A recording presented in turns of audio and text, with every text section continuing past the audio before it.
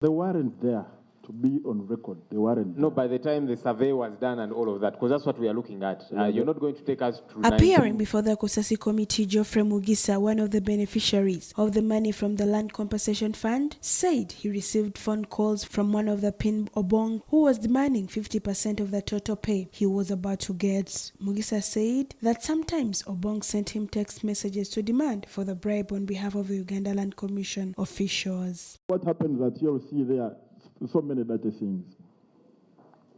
I was asked for money, 50% of this amount. Who asked for the money? CDHR.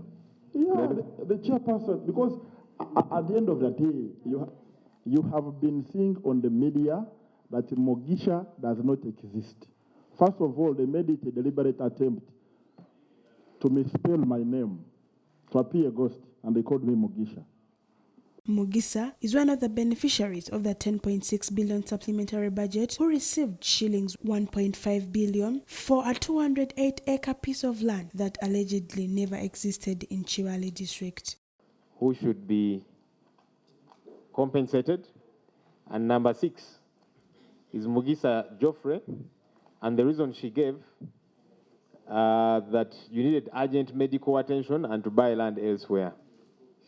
This is a letter by the then Minister of Lands, Honorable Betty Kamya, to Minister of Finance. He claimed to have received the land from his father at the age of 13 in 1996. The MPs doubted the claim. I just want to appreciate that at 13 years, you received 208 hectares in a meeting attended by you, and is the basis of your acquisition, leave alone registration. How would a meeting witnessed by you, a minor, effectively grant you 208 hectares? To your understanding? I remember you said, if I can quote, you said you can inherit. Were you identified as the only child among your other siblings, or you have a documentation? So what are you saying? He gave to you in words, in writing? On chair, I just mentioned that verbally. Committee Chairperson Joel Sonyonyi asked Mugisa to submit his phone number and that of the Obong, who allegedly to have asked for a bribe on behalf of the ULC officials. Mugisa, I would like your account details, the phone number, yours, and that of Mr. Obongomin, so that we track these details. Can I get them now?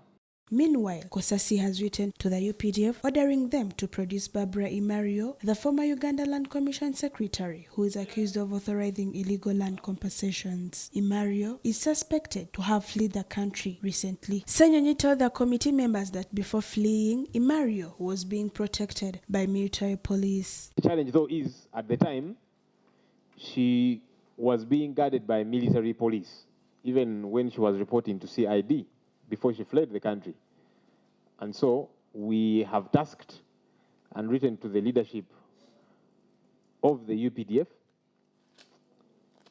to help us understand the circumstances under which she was being guarded by military men, and also